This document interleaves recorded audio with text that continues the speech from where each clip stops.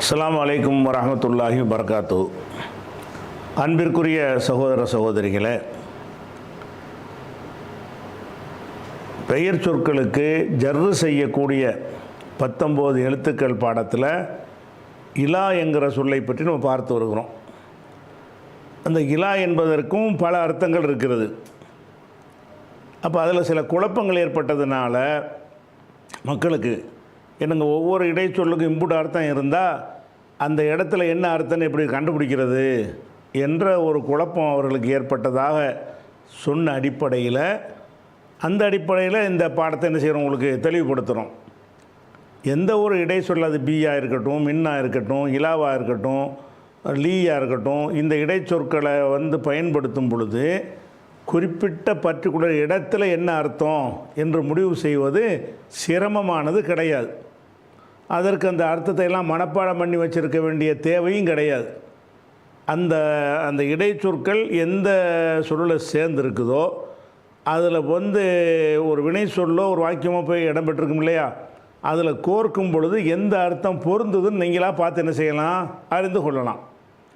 அந்த மாதிரி தான் உங்களுக்கு இந்த இலா பாடத்தை நம்ம நடத்திட்டு வர்றோம். அப்போ 9வது அத்தியாயம் 24வது வசனத்தில் என்ன வருதுன்னு கேட்டால், அஹப்ப இலைக்கும், அஹப்ப இலைக்கும்னு வருது. இலைக்கும் என்றால் உங்களின் பக்கம்னு அர்த்தம். அஹப்ப என்றால் இது இஸ்மு தஃலீல், அஹபபு, அஹப்புன்னு வரும். அது நசபு செய்கிற ஒரு இடம். அது நம்ம நகுவு சட்டம் பார்க்கும்போது தெரிஞ்சுக்கிற பிறகு பார்த்துக்குருவோம். அஹப்பண்டா மிக விருப்பமானது. அஹப்பண்டா என்னது, மிக விருப்பமானது. இந்த முன்னாடி பல விஷயங்கள்லாம் சொல்லிவிட்டு வீடு வாசல் சொத்து சுகம் இதெல்லாம் அஹப்ப இலைக்கும், உங்களுக்கு ரொம்ப விருப்பமாக இருந்தால், மினல்லாஹி, அல்லாவை விட ரசூலை விட இதெல்லாம் உங்களுக்கு விருப்பமாகிவிட்டால் அப்படிங்கிற ஒரு செய்தி அல்லாஹ் அதில் சொல்கிறான் 9:24. இதில் நம்ம கவனிக்க வேண்டிய, நமக்கு தேவையான அந்த சர்ஃபுடைய பாடத்துக்கு தேவையான விஷயம் என்னென்னு கேட்டால், இலைக்கும்னு வருதில்ல, உங்கள் பக்கம்ண்டு அந்த அர்த்தம் நிப்பாட்டிக்கிட்டு அதில் என்ன வார்த்தையோடு சேர்க்கப்பட்டிருக்கு, அஹப்ப. அஹப்ப என்றால் மிக, அஹ்பபுன்ற அர்த்தம். அஹ்பபுன்னா மிக விருப்பமானது, இஸ்மு தஃலீல். அஹ்பபு என்றால் மிக விருப்பமானது, அது அஹப்பு என்று சொல்லுவோம். இந்த இடத்துல நசபு செய்கிறதுக்காக வேண்டி அஹப்பன்னு ஆக்கியிருக்கிறோம். அஹப்ப என்றால் மிக விருப்பமானதாக, மிக விருப்பமானது. இலைக்கும், இந்த மிக விருப்பமானதுங்கிற சொல்லுக்கு அந்த இலா போட்டிருந்தாலும் உங்களுக்கு எந்த அர்த்தம் பொருந்துது? இலைக்கும்னா உங்கள் பக்கம் விருப்பமானது தான் பொருந்துதா, உங்கள் வரை விருப்பமானது தான் பொருந்துகிறதா, உங்களிடம் விருப்பமானது என்பது பொருந்துகிறதா, உங்களுக்கு விருப்பமானது என்று பொருந்துகிறதா? உங்களுக்குன்னு பொருந்துது. அப்போ நம்ம பாஷையில் எப்படி பேசிடுவோம், எனக்கு அது பிடிக்கும், அவனுக்கு பிடிக்கும், இவருக்கு பிடிக்கும், ஜெயிதுக்கு பிடிக்கும், பக்கருக்கு பிடிக்கும் என்று அவனுக்கு இவனுக்கு என்று தான் நம்ம சொல்லுவோமே தவிர, ஜெயிது வரைக்கு பிடிக்கும், பாத்திமா வரை பிடிக்கும்டா சொல்லுவோம், சொல்ல மாட்டோம். அப்போ அந்த இலாண்டு வரைண்டு வந்தால் கூட இது வரைங்கிற அர்த்தம் இங்கே பொருந்தலை. ஏன் பொருந்தலை? அதுக்கு முந்தி அஹப்பங்கிறது இருக்கிறது. அதனுடைய அர்த்தம் நமக்கு தெரிகிறது. என்ன தெரிகிறது? மிக விருப்பமானது. மிக விருப்பமானது என்பதற்கு பிறகு இலா வந்தால் என்ன விருப்பமானதாக இருக்குது அதை பற்றி பேசுகிறாங்கன்னு அர்த்தம். அஹப்ப இலைக்கும் என்றால் உங்களுக்கு விருப்பமானது, உங்களை நோக்கி விருப்பமானதுன்னு அர்த்தம் பொருந்தலை. உங்களுக்காக விருப்பமானது என்று சொன்னால் பொருந்த மாட்டேங்குது. உங்களிடம் விருப்பமானது என்றாலும் பொருந்த மாட்டேங்குது. உங்களுக்கு விருப்பமானது என்றால் பொருந்துகிறது. அப்போ அந்த இலாவுடைய அர்த்தம் கண்டுபிடிக்க கஷ்டமா? கஷ்டம் கிடையாது. எல்லா அர்த்தத்தையும் மனப்பாடம் பண்ணாதான் அந்த அர்த்தம் நமக்கு தெரியுமா? அப்படியும் கிடையாது. அந்த முன்னாடி உள்ள அஹப்பை வைத்துக்கொண்டு அஹப்பன்னு அந்த அர்த்தம், இந்த அர்த்தத்துக்கு இதை கொண்டு கோர்க்குறாங்கன்னு சொன்னால் இது இந்த மீனிங்கை வச்சு தான் கோர்க்குறாங்க, இலாவுக்கு இந்த அர்த்தம் வச்சு தான் கோர்க்குறாங்கன்னு கண்டுபிடிச்சிக்கலாம். அதே மாதிரி இப்போ 11வது அத்தியாயம் 3 அதில் என்ன வருதுன்னா இலைஹின்னு வருது. இந்த இலைஹினா என்ன, அவனிடம். இந்த ஹி என்பது இந்த வசனத்தில் அல்லாவை குறிக்கிறது. இஸ்தக்ஃபிரு ரப்பக்கும்னு வந்துருச்சுல முன்னாடி, உங்களுக்கு இறைவனிடத்தில் பாவ மன்னிப்பு தேடுங்கள் அப்படின்னு சொல்லும் பொழுது, சும்ம தூபு இலைஹி, தூபுன்னா திரும்புங்கள், தாபன்னா தவறிலிருந்து திருந்தினான். அப்போ பிறகு சும்ம தூபு, பிறகு நீங்கள் திரும்புங்கள், இலைஹி, அவனை நோக்கி திரும்புங்கள். அவனை நோக்கி திரும்புங்கள்டான்னு அர்த்தம். அல்லாஹ்வை நோக்கி திரும்புறதுன்னா தப்பை ஒத்துக்கிட்டு சரணடைஞ்சுன்னு அர்த்தம், மன்னிப்பு கேட்குன்னு அர்த்தமாயிரும். இப்போ இந்த நீங்கள் திரும்புங்கள், தூபு என்றால் திரும்புங்கள். திரும்புங்கள் என்பதுக்கு எது பொருத்தம்? அவனுக்கு திரும்புங்கள்னு பொருந்துமா? அவன் வரை திரும்புங்கள்னா பொருந்துமா? இதுவரைக்கும் செஞ்ச அந்த அர்த்தங்கள் பொருந்துகிறதா? இல்லை, வேறு என்ன பொருந்தது? அவனிடம் திரும்புங்கள், சும்மா தூபு, நீங்கள் திரும்புங்கள், இலைஹி. அப்போ இந்த திரும்புங்கள்ங்கிற அந்த வார்த்தையை வைத்து கொண்டு இந்த இலாவோட மெர்ஜி பண்ணணும்னு சொன்னால், அப்போ இந்த இதனுடைய அர்த்தம், இலாவுடைய அர்த்தம் என்னன்னு விளங்கிறது. வழக்கமான ஒரு அர்த்தத்தில் வரல, இது வேறு ஒரு அர்த்தத்தில் வந்திருக்குது. இப்படி நம்ம கண்டுபிடிச்சிக்கிறோம். அதே மாதிரி 19வது அத்தியாயம் 29வது வசனத்தில் ஒரு மெசேஜ் இருக்குது. என்ன மெசேஜ்? மரியம் அலைஹிஸ்ஸலாம் அவர்கள் அல்லாஹ்வுடைய வல்லமையை கொண்டு பிள்ளை பெற்றெடுக்கிறார்கள். அப்போ அவங்க இதுக்கு தகப்பன் யாருன்னு கேட்குறாங்க. அப்போ என்ன செய்கிறாங்கன்னுட்டா, மரியம் அலைஹிஸ்ஸலாம் பதில் சொல்லாமல் ஃப அஷாரத்து, ஃப ஒன்று அஷாரத்து ஒன்று. அஷார என்றால் இதுக்கு பேர் அஷார, சுட்டி காட்டுறது. அஷார என்றால் என்ன சரி, இஷாராங்கிறாங்கல்ல, அஷார என்ற சொல்லுக்கு என்ன அர்த்தம்னா சுட்டுதல், அதோ இதோ அப்படின்னு காட்டுறோம்ல, அதுக்கு பேர் அஷார. ஃப அஷாரத்து, மரியம் சுட்டி காட்டினார், இலைஹி, குழந்தை, அந்த ஈசா நபி சின்ன பிள்ளையாக இருக்கிறாங்கள, பெத்த பிள்ளை, இலைஹி, அந்த குழந்தையை நோக்கி என்னம்மா இந்த மாதிரி தப்பான காரியம் செஞ்சுட்டேன்னு கேட்குறாங்க. மரியம் அலைஹிஸ்ஸலாம் பதில் சொல்லாமல் இங்கே கேளு. அஷாரத்து இலைஹி, தன் மகனை நோக்கி அவர் வந்து சைகை செய்தார். சைகை செய்கிற நோக்கி தான் சரியாக வரும். அஷார் சைகை செய்தார், இலைஹி, அவரை நோக்கி, அவர் பக்கம், அவரிடம் சைகை செய்தார்னு பொருந்த மாட்டேங்குதுல. அஷாரத்து இலைஹி, அவரை நோக்கி சைகை செய்தார். சைகை செஞ்ச உடனே அந்த குழந்தை பேசுது. அவங்க என்ன பண்ணுறாங்க, குழந்தைகிட்ட நாங்கள் எப்படி பேசுகிறேன்னு கேட்குறாங்க. அப்புறம் பேசுனுச்சின்னு ஒரு விரிவான விஷயம். நமக்கு இந்த இலா வந்திருக்குது, இதுதான் நமக்கு டாபிக், இலா தான். இந்த இலாவுக்கு இங்கே என்ன அர்த்தம் செய்கிறோம்? நோக்கிங்கிற அர்த்தம் செய்கிறோம். எதனால் அந்த அர்த்தம் செஞ்சோம்? அஷார சுட்டி காட்டுதல் என்று சொன்னாலேயே ஒன்றை நோக்கி தான் சுட்டி காட்டுவோம், ஒன்றுக்கு சுட்டி காட்டுறதல்ல. அப்போ ஒன்றிடம் சுட்டி காட்டுவதல்ல, ஒன்றை நோக்கி சுட்டி காட்டுதல்.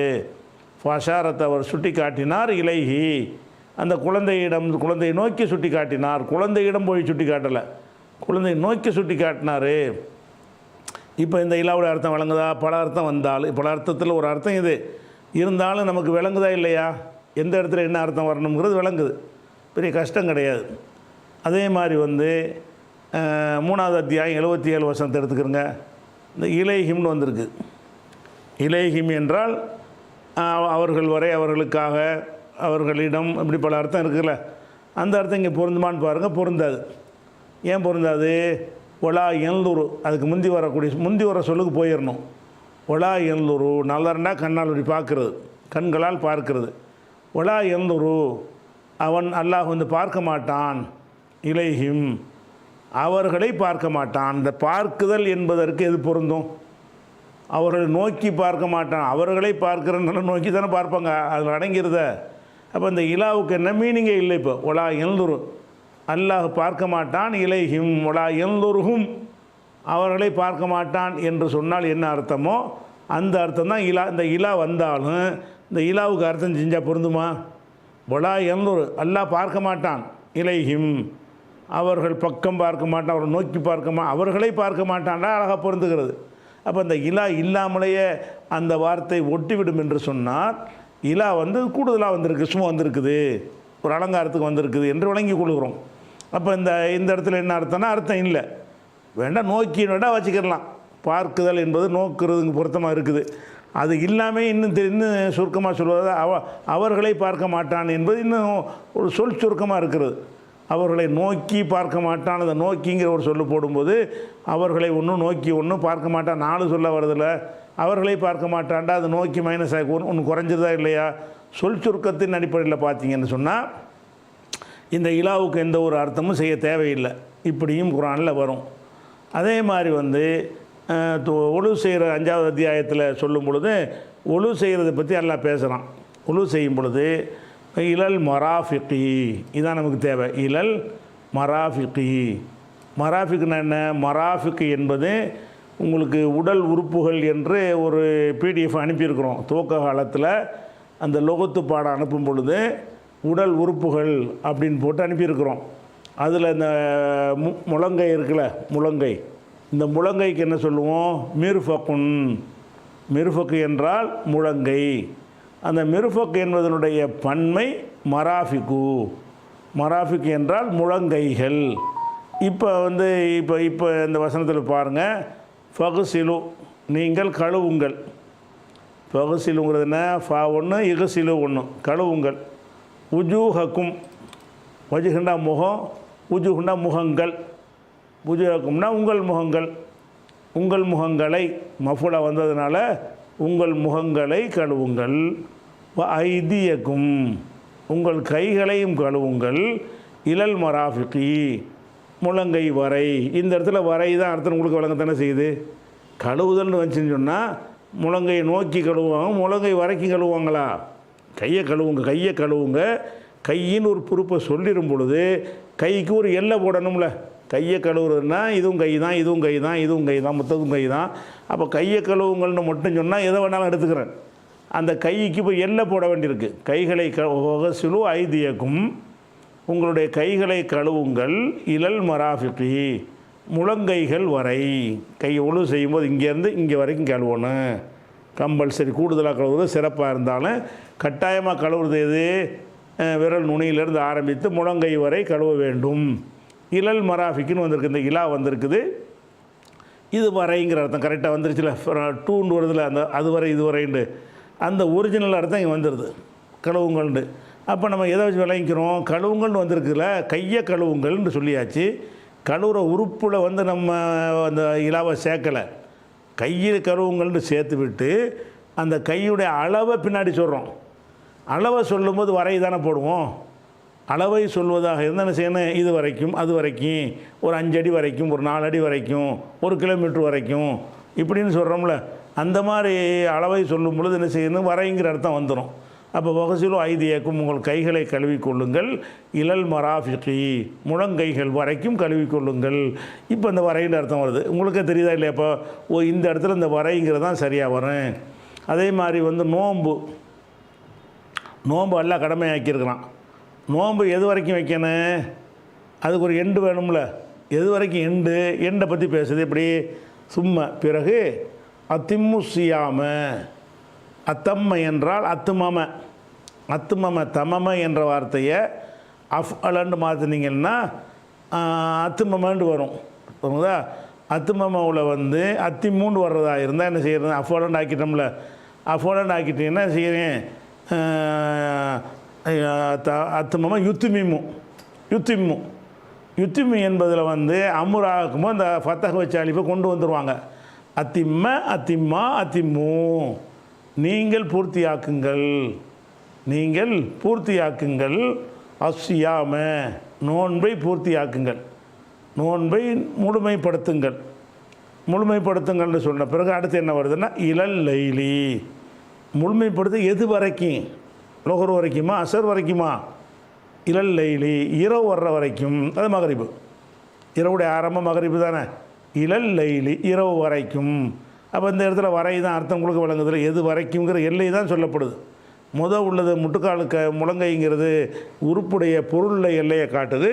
இது காலத்தில் எல்லையை காட்டுது. இலல் லைலி, இரவு வரைக்கும். நோன்பு நல்லா சுப்புலேருந்து ஆரம்பித்து சாப்பிடுங்க.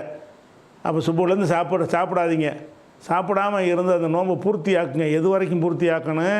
இலல் லைலி, இரவு வரை, மகரிபு வரை அப்படின்னு சொல்லும்போது அல்ல அந்த வார்த்தையை சொல்கிறோம். அந்த இலாவுக்கு வரைன்னு அர்த்தம். அப்போ இது ஒரு இடை சொல்லு, இலாங்கிற ஒரு இடை சொல்லு. அடுத்த இடை சொல்லு என்னென்னா ஹத்தா. அடுத்த இடை சொல்லு என்ன? ஹத்தாங்கிறது ஹே ஒன்று, தே ஒன்று. அந்த அத்தாண்டு அலிஃபை போட்டு எழுதாமல் ஏ வடிவமாக எழுதுவார்கள். ஹத்தாங்கிறது என்ன செய்யும்? ஏ வடிவமாக எழுதுவார்கள். அப்படி எழுதுனாங்கன்னு சொன்னால் ஹத்தாவுக்கு என்ன அர்த்தம்னா இலா மாதிரியே தான் ஹத்தாவுக்கும், அதான் வரை. ஆனால் அந்த வரை தான் அந்த இலாவில் இம்புட்டு அர்த்தம் வருதில்ல, இம்புட்டு அர்த்தம்லாம் வராது. இலா என்பதில் அவனிடம், அவனுக்கு, அவனை நோக்கி, இப்படி பல அர்த்தங்கள். அது வரை, இது வரைன்ற அர்த்தம் வருதில்ல, இவ்வளவு அர்த்தம் இலாவுக்கு வருகிறது. ஆனால் ஹத்தாவுக்கு அந்த இலாவுடைய மெயின் அர்த்தம் இருக்கல வரைண்டு, அந்த ஒரு அர்த்தம் தான் ஹத்தாவுக்கு. ஹத்தானா என்னதுக்கு, இது வரைக்கும் அது வரைக்கும் வரைண்டு எண்டு போடுறோம்ல எல்லை, அந்த எல்லைக்கு என்ன வரும்னு கேட்டால் ஹத்தா. எப்படி ஹத்தா வருதுன்னு பாருங்கள். உதாரணத்து சொல்லுவாங்க, பழமொழியில் சொல்லுவாங்க, நிம்து நான் தூங்கினேன், நாமவுலேருந்து நிம்து நான் தூங்கினேன், அல் பாரிஹத் பாரிஹத்னா சென்ற இரவு நேற்றிரவு தூங்கினேன், ஹத்த சபாஹி இதான் நமக்கு தேவை. ஹத்த சபாஹ்னா என்ன, சுபுகில் உள்ளது, சபாஹ்னா காலை.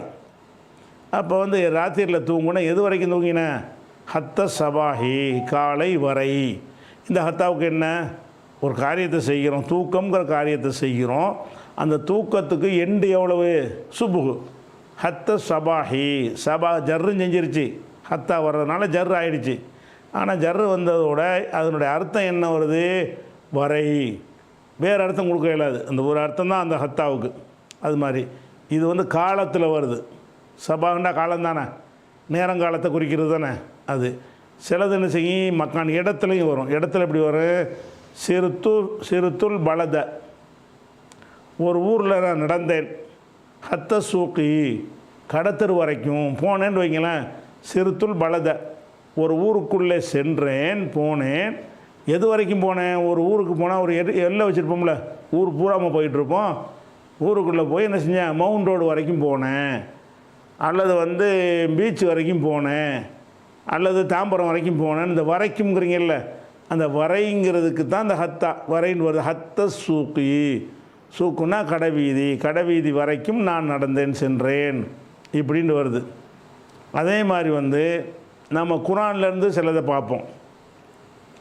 இந்த ஹத்தா வர்ற சொல்லுகளை பார்க்கலாம்.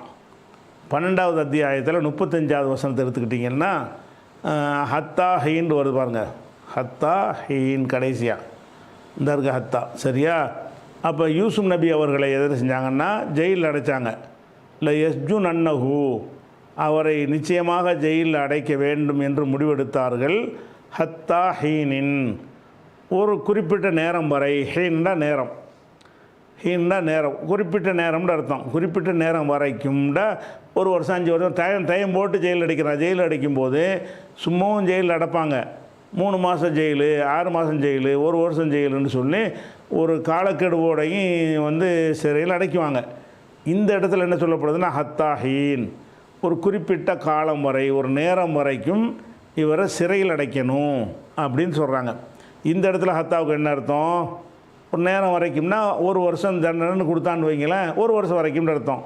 அது 7 வருஷமாக இருக்குமானால் 7 வருஷம் வரைக்கும்னு அர்த்தம். அப்போ நேரம் வரை, குறிப்பிட்ட நேரம் வரைக்கும் ஜெயிலில் அடைக்கணும். இந்த ஹத்தாவுக்கு என்ன அர்த்தம், ஒரே அர்த்தம் தான், வரை தான். இலாவு மாதிரி நிறைய அர்த்தம்லாம் இல்லை, ஒரு அர்த்தம் தான் வருகிறது 12:35. அதே மாதிரி வந்து ரசூல்லாவை என்ன செஞ்சாங்கன்னா பைத்தியம்டாங்க. ஹக்க சத்தியத்தை சொல்லும்போது ரசூல்லா பைத்தியம்னு சொன்னாங்களா, அதை பற்றி எல்லாம் என்ன செய்கிறான்னா ஒரு எச்சரிக்கை பண்ணுறான். 23, 25 வசனத்தில் இன்னுஹுவ இல்லா ரஜுலும் பிஹி ஜின்னா, இவர் பைத்தியம் முடித்த ஒரு மனுஷரை தவிர யாரும் இல்லை. இன் என்றால் இல்லைங்கிற அர்த்தத்துக்கு வரும். அது நம்ம பின்னாடி அதை என்ன செய்வோம், ஹர்ஃபு பாடம் படிக்கும்போது அதுக்கெல்லாம் மறுபடியும் வரும். இப்போ நமக்கு தேவை என்னென்னு கேட்டால் பொத்த ரப்பசு, அல்லாஹ் எச்சரிக்கை பண்ணுறான். பொத்த ரப்பசு, காத்திருங்கள், வெயிட் பண்ணுங்கள். ஹத்தாஹீன், ஒரு குறிப்பிட்ட நேரம் வரைக்கும் என்ன செய்யுங்க, வெயிட் பண்ணுங்கள். உங்களை அழிக்கிறதுக்கு சொல்கிறான். சொல்லி தெரியுங்கடா, எவ்வளோ நாளைக்கு சொல்லுவீங்க, காத்திருங்கள், வெயிட் பண்ணுங்கள். எதுவரை தரப்பசு என்றால் தஃஅல வசனம், தரப்பச வந்து வருங்காலம் எத்தரப்பசும், அதில் வந்து அம்ரு வந்து தரப்பசா தரப்பசு, இது முன்னிலை ஏவல் வினை. தரப்பசு பிஹி, இவர் விஷயத்தில் நீங்கள் காத்திருங்கள். ஹத்தாஹீன், குறிப்பிட்ட நேரம் வரை. அப்போ இந்த ஹத்தாவுக்கு என்ன அர்த்தம், வரைன்னு தான் அர்த்தம். ஒரு அர்த்தம் தான் வருது பாருங்கள். அதே மாதிரி 23:54 வசனத்தில் ஃபதர்ஹும், தர்ண்டா என்ன அர்த்தம், இது வந்து முதல் எழுத்தில் இல்லத்து உள்ள ஒரு சொல். வதர என்கிற சொல்லுக்கு தான் வருங்காலம் எதரு. வதரன்னா விட்டான், வதரன்னா தரக்க, விட்டு விட்டான்.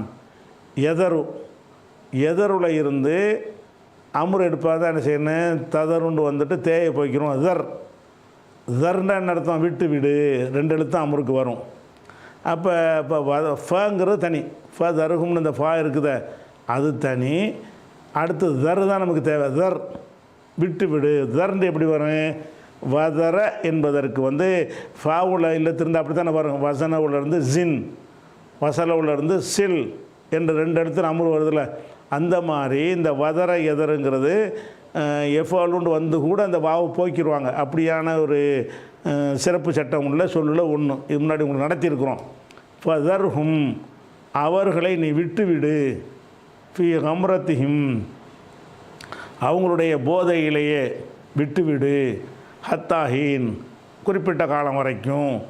அவங்க ரொம்ப சொல்லிட்டு திரிகிறாங்க. ரசூல்லா பார்த்து எல்லாம் சொல்கிறான், விட்டுரு, சொல்லட்டும் சொல்லலாம் சொல்லிக்கிட்டேன், எவ்வளோ நாளைக்கு சொல்லுவாங்க அப்படிங்கிற ஒரு அர்த்தத்தில் சொல்லும்போது ஹத்தாஹீன் ஒரு நேரம் வரைக்கும், அந்த நேரம் அல்லாஹ்வுக்கு தான் தெரியும், அந்த நேரம் வரைக்கும் அவங்கள விட்டுரு, அவங்க அந்த திமுறில் இருக்கட்டும் அப்படின்னு சொல்லி காட்டுறான். இந்த இடத்துல ஹத்தாக்கு என்ன அர்த்தம்? வர என்ன அர்த்தம்? நமக்கு வேறு இடத்துல வரமாட்டேது பாருங்களேன். அது ஒன்று தான் பொருந்தது, அது வரைன்னு சொல்லி. இந்த இலாவை போட்டால் நிறைய பொருந்ததில்ல, ஹத்தாவுக்கு பொருந்த மாட்டேங்குது பாருங்கள். அது மாதிரி 37 174 ஃபதவல்ல அன்ஹும், தவல்ல ஃபா தனி, தவல்லங்கிறது என்னது? அதுவும் அமுரு தான். எதனுடைய அமுரு? வளைய வாவுலாமிய வளையன் வளாண்டு வரும். அதை வந்து தஃபாலன்னு மாசினீங்கன்னா தவல்லையன்னு வந்து தவல்லாண்டு ஆயிரும். தவல்லைய இல்லத்து சட்ட பிரகாரம் ஏயை வந்து அலிஃபாக மாற்றி தவல்லா, வருங்காலம் எத்தவல்லையூண்டு வரும். எத்தவல்லையுன்னு சொல்லக்கூடாது, ஏன் அலிஃபா மாற்றி எத்தவல்லா என்பதனுடைய முன்னிலை ஏவல் எடுக்கிறதா இருந்தால் முன்னிலைக்கு வந்துடணும். தத்தவல்லான்னு எடுத்துக்கொள்ளணும். தத்தவல்லான்னு எடுத்துக்கொண்டு என்ன செய்யணும்? முதல்ல தேயை போக்கணும். போக்கின பிறகு அடுத்த எழுத்துக்கு சுக்குன் இருந்தால் தான் நம்ம அலிஃபெல்லாம் கொண்டாந்து சேர்க்கணும். இப்போ ஒன்றுமே இல்லை. அப்போ தத்தவல்லாங்கிறது தவல்லான்னு வந்துடும். அம்ருக்காக வேண்டி ஜசுமு செய்யணும். ஜசுமுக்கு பதிலாக கடைசி எழுத்தை போக்கிடுவாங்க. அப்போ தவல்ல தல்லமன்னா தல்லம் சொல்கிறோம்ல, அந்த மாதிரி வந்து தவல்லைய தவல்லா நீட்டி சொல்கிறோம். நீட்டக்கூடாது, லாஸ்ட்டில் சுக்குன் செய்கிறதுனால தவல்ல என்று சொன்னால் புறக்கணித்து விடு. தவல்லான்னா புறக்கணித்தான். அபச தவல்லான்னு வந்துச்சுல புறக்கணித்தார் என்று, அது சென்ற கால வினை. தவல்லாவிலிருந்து எத்தவல்லாண்டாக்கி எத்தவல்லாவிலிருந்து தத்தவல்லாண்டாக்கி அதனுடைய முன்னிலை ஏவல் வினை சொல்வதாக இருந்தால் தவல்ல நீ புறக்கணித்து விடு, அன்ஹும் அவர்களை புறக்கணித்து விடு. எவ்வளோ நாளைக்கு புறக்கணித்து விடு? ஹத்தாஹீன் ஒரு குறிப்பிட்ட நேரம் வரைக்கும், ஒரு நேரம் வரைக்கும் புறக்கணிச்சிரு, அப்புறம் நான் பார்த்துக்கிறேன் அப்படின்னு நல்லா சொல்கிறான். இந்த இடத்துல வரையிட்டு தான் அர்த்தம்.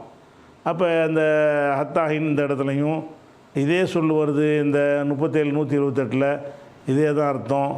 அதே மாதிரி 51 43 வருது. தமத்தவு நீங்கள் வந்து உலகத்தை அனுபவியுங்கள், ஹத்தாஹீன் ஒரு குறிப்பிட்ட நேரம் வரை அப்புறம் அழிச்சிருவோம், இப்போதைக்கு அனுபவிங்க அப்படின்னு சொல்லும் பொழுது ஹத்தாஹீன் என்று சொல்கிறான். அப்போ அது ஹத்தாங்கிறது என்ன? வரைங்கிறது வருது. அதே மாதிரி வந்து நம்ம லைலத்துல் கத்ர் இரவை பற்றி சொல்கிற வசனம் என்ன வருது? ஹிய இந்த இரவு, ஹியன்ற அந்த இரவு, ஹத்தா மத்லஇல் ஃபஜ்ரி, ஃபஜ்ருன்னா சுபுகு நேரம், சுபுவுக்கு இன்னொரு சொல்லு ஃபஜ்ரு. மத்லா என்று சொன்னால் தலான்னா உதித்தான்னு அர்த்தம். தலா அந்த தலாவில் இருந்து மஸ்தர் 30 இது இஸ்முல் மக்கான் மாதிரி தெரியுது. ஆனால் இது வந்து மஸ்தர் வணங்குதா. மத்லா என்றால் உதித்தல். அப்போ ஹத்தா மத்லாயில் ஃபஜ்ர் என்றால் ஃபஜ்ர் உதிக்கும் வரை. அப்போ லைலத்துல் கத்ர் இரவு வந்து மகரிபில் ஆரம்பிக்கிற இரவு எது வரைக்கும் இருக்குமா? சுபுஹ் வரைக்கும் இருக்கும். 1 மணி 2 மணிக்கெலாம் முடிச்சு போயிடாது, சுபுஹ் வரைக்கும் நீடிக்கும். லைலத்துல் கத்ர் என்பது ஹிய அந்த இரவு, ஹத்தா வரை, மத்லாயில் ஃபஜர் ஃபஜர் உதிக்கும் வரை. ஹத்தாவுக்கு என்ன அர்த்தம் வருது? வரைன்னு வருது. அப்போ இந்த ஹத்தாங்கிறது பயன்படுத்துகிற இடங்கள் நீங்கள் பார்த்தீங்கன்னு சொன்னால் அது ஒரே ஒற்றை அர்த்தத்துக்கு தான் வருது, வரைன்னு சொல்லி. அதுபோக இந்த வரைங்கிறதுலையே ஒரு டைம் காலக்கெடு விதிப்போம்ல, அந்த காலக்கெடுக்கும் அதுவும் வரைதான். அது புரிஞ்சுக்கிறதுக்காக தான் காலக்கெடு நான் போட்டிருக்கிறேன். அது எப்படி அந்த மாதிரி அர்த்தத்தில் ஒரு டைம் போட்டு ஒன்று பேசுவோம்ல, உனக்கு வெள்ளிக்கிழமை வரைக்கும் தான் உனக்கு அவகாசம் இருக்குது, ஒரு வாரம் டைம் கொடுக்குறேன், 1 மாதம் டைம் கொடுக்குறேன், இது வரைக்கும், நீ திருந்துற வரைக்கும், நீ படிக்கிற வரைக்கும், பள்ளிக்கூடம் லீவ் விடுற வரைக்கும், ஏதாவது ஒரு டைம் போடுற கெடு. அந்த கெடு விதித்தல் என்பதற்கு அங்கேயும் வரைங்க தான் அர்த்தம். கெடு விதிக்கிறதுக்கு வந்து பயன்படுத்துவாங்க. அதுக்கு கூட இந்த வரைங்கிற சொல்லத்தான் போடணும். எப்படி வருது? உதாரணத்துக்கு சொல்வதாக இருந்தால் ஹத்தா தூமினுன்னு இந்த வருது. இது எங்கே வருதுன்னு கேட்டால் 60வது சூறாவில் 4வது வசனத்தில் ஹத்தா தூமினு, நீங்கள் நம்பிக்கை கொள்ளும் வரை. ஹத்தாண்ட வரை, தூமினு என்ற நம்பிக்கை கொள்ளும் வரை, பில்லாஹி அல்லாஹ்வை நீங்கள் நம்பிக்கை கொள்ளும் வரைக்கும் உங்களுக்கும் எங்களுக்கும் ஒட்டும் இல்லை, உறவும் இல்லை என்று இப்ராஹிம் நபி அறிவித்தார்கள். அதைத்தான் சொல்லுது. பதா பயனனாவ் பயனக்குமுல் அதாவத்துவல் பகலாவ், எங்களுக்கு உங்களுக்கு மத்தியில் பகைமையும் போட்டியும் ஏற்பட்டு விட்டது. அப்போ தான் நிரந்தரமாக ஏற்பட்டு விட்டது. எது வரைக்கும்? ஹத்தா தூமினு பில்லாஹி வஹதா, அல்லாஹ்வை மாத்திரம் நீங்கள் நம்பிக்கை கொள்கிற வரைக்கும் இது நீடிக்கிறது. நீங்கள் அல்லாஹ் மட்டும் நம்பிக்கை கொண்டீங்கன்னு சொன்னால் பகை கிடையாது என்று சொல்கிறான். இந்த இடத்துல ஹத்தாவுக்கு என்ன அர்த்தம்? வரைன்னு அர்த்தம். இதில் ஒரு விஷயத்தை நீங்கள் எடுத்துக்கிறணும். அதான் ஹத்தாங்கிறது பெயர் சொல்ல தான் வரணும். 19மே பெயர் சொல்ல தான் வரும், வினை சொல்லலாம் வராது. இந்த ஹத்தா என்பது என்ன செஞ்சு இது வரைக்கும் வந்து ஹத்தாஹீன், ஹத்தா மத்லஇல் ஃபஜ்ர் என்று எல்லாமே வினை சொல்லு தான் வந்துச்சு. இப்போ இந்த ஹத்தா எங்கே வந்திருக்குன்னு பார்த்தீங்கன்னா தூமினூண்டு வந்திருக்குது. தூமினுங்கிறது என்னது? தூமினு இஸ்மா, தூமினுங்கிற ஒரு பெயர் சொல்லா இல்லை, அது ஒரு வருங்கால வினை சொல்லு. வருங்கால வினை சொல்லில் நினைஞ்சிருக்கு ஹத்தா சேர்ந்துருக்குது என்று நீங்கள் நினைத்தால் அது அப்படி இல்லை. ஏன் இல்லைங்கிறோம்னு கேட்டால், இந்த தூமினுங்கிற சொல்லுடைய அமைப்பு அசல் என்ன, அதனுடைய இந்த இடத்துல என்ன மாதிரி இடத்துல அது வந்திருக்கிறது என்று பார்த்திங்கன்னா ஆமன, அதனுடைய வருங்காலம் யூமினு, யூமினு யூமினானு யூமினுன்னு தூமினு. சரி, தூமினோடு வந்துச்சுன்னு சொன்னால் அதில் நூன் வரணும்ல, ஒருமையில் வராது. இருமை பன்மையாக இருந்தால் என்ன செய்யணும்? நூன் வரணும். தூமினு, தூமி நாணி, தூமி நூனை, நூனன்னு நூனை காண பாருங்கள். இங்கே தூமி நூ தான் இருக்குது. இந்த இது என்ன இருக்குன்னு கேட்டால், இது வருங்கால வினையுடைய அசல் வடிவமாக இருந்தால் எப்படி வரணும்? யூமினு யூமி நாணி எஃபாலு எஃபால் ஆனின்னு நூன் வந்துடும் கடைசியில். வருங்கால வினையில் எதை சொன்னாலும் சரி, என் சுரு, என் சுராணி, என் சுருன நூன் வந்துடுதுல்ல. அந்த மாதிரி யுமினு யுமினானி யுமினூன, தூமினு தூமினானி யுமின்ன, தூமினு தூமினானி தூமினூன. இதுதான் அந்த இடம். ஆண்பால் பன்மை முன்னிலை. தூமினூனு நூனு தான் இருக்குது. ஆனால் இந்த தூமினூன என்பதில் வந்து என்ன செய்வாங்கன்னு கேட்டால், இதை மஸ்தராக ஆக்குவதற்கு என்ன செய்யணும்னு கேட்டால் அன் என்பதை சேர்ப்பாங்க. அன் என்பதை சேர்த்துட்டிங்கன்னு சொன்னால் அந்த அன்னும் அந்த சொல்லும் சேர்ந்து என்னவாயிரும்னு கேட்டால் மஸ்தருங்கிற அர்த்தம் வந்து இஸ்முடைய அர்த்தம் வந்துடும். இது முன்னாடி சொல்லி இருக்குது உங்களுக்கு. இப்போ நசரன் இருக்குது, உதவி செஞ்சான். என் சுரு, உதவி செய்வான், இது வருங்காலம். இப்போ வருங்காலத்தில் ஒரு அன் ஆரம்பத்தில் சேர்த்து, அன்னு அலிஃபுனூன் அன் சேர்த்திங்கன்னு சொன்னால் அன் என் சுர, அந்த இடத்துல உதவி செய்வான்ற அர்த்தம் வராது. அவன் உதவி செய்தல். ஐ என் சுரா, அவர்கள் இருவரும் உதவி செய்தல். ஐ என் சுரு, அவர்கள் பலரும் உதவி செய்தல். அந்த செய்தல்ங்கிற அர்த்தம் வந்துடுது எதனால? இந்த அன் என்பது வந்ததுனால. அந்த அன் வந்தால் என்ன செய்யும்னு கேட்டால் ஒருமைக்கு வந்து நசபு செய்யும். இருமை பன்மையில் உள்ள நூனை நீக்கிற பெண்பால் பன்மையை தவிர. உதாரணமாக அன் என் சுர, அதுக்கு தசனியா என்ன? ஐ என் சுரா, ஐயன் சுராணி இல்லை, ஐ என் சுர, ஐ என் சுரா, ஐ என் சுரு, என் சுருன்னு இருக்கு அசல், அப்படி சொல்லக்கூடாது. ஐ என் சுரு, அன் தன் சுர, அன் தன் சுரா, ஐ என் சுருன, அன் தன் சுர, அன் தன் சுரா, அன் தன் சுருன்னு வருதுல. தன் சுருன்னு இருந்துச்சாங்க, இந்த அன்னு வந்ததுனால அன் தன் சுருன்னு சொல்கிறோம்ல. இந்த மாதிரி தான் இது தூமி நூனன்று இருந்த வார்த்தை. இது அதில் அன்னு சேர்ந்துருக்குது. இப்போ என்ன செய்வாங்கன்னா ஹத்தாவுக்கு பிறகு அந்த அன்னு இருந்தால் அன்னை போக்கிடுவாங்க. இதனுடைய அசல் வடிவம் என்னென்னு கேட்டால் ஹத்தா அன் தூமினு. இப்போ இந்த அன்னும் தூமினும் சேர்ந்து என்னவாயிருச்சுன்னா இஸ்மாயிடுச்சு. நீங்கள் நம்பிக்கை கொள்வீர்கள் என்று அர்த்தம் செஞ்சால் தான் அது ஃபேலு, வினை சொல்லு. நீங்கள் நம்பிக்கை கொள்ளுதல் அப்படின்னு அர்த்தம் செஞ்சிங்கன்னா அது இஸ்மாயிடுது. அப்போ இந்த இடத்துல இந்த தூமினுடைய அசல் வடிவம் என்ன, அந்த இடத்துல மறைஞ்சு நிற்கிது அன்னு மறைஞ்சது எங்கே உங்களுக்கு எப்படி தெரியும்னுட்டா நூனு இல்லை, அது தெரிய வேண்டியது தானே. தூமி நூனான்னு இருக்குல்ல, தூமி நூனான்னு லாஸ்ட்டில் நூனு வரலன்னு சொன்னால் அந்த இடத்துல ஒரு அன்னு மறைந்து நின்று என்ன செஞ்சுருக்கிறது, அது வேலையை காட்டியிருக்குது அப்படி விளங்கிக்கிறணும். அப்போ ஹத்தா அன் தூமினும், இப்போ இந்த ஹத்தா எது நுழையலை, ஃபேலில் நுழைஞ்ச மாதிரி தெரியுது, ஃபேலோட ஒட்டி வர்ற மாதிரி கண்ணுக்கு தெரிகிறது. ஆனால் உள் வடிவம் என்ன, ஹத்தா அன் தூமினுன்னு வர்றதுனால இந்த ஹத்தா அதில் நுழைந்து விட்டது. இது சம்பந்தமாக கூடுதல் விவரத்தின் சாலடை செய்வோம், நம்ம நாளைக்கு பார்ப்போம்.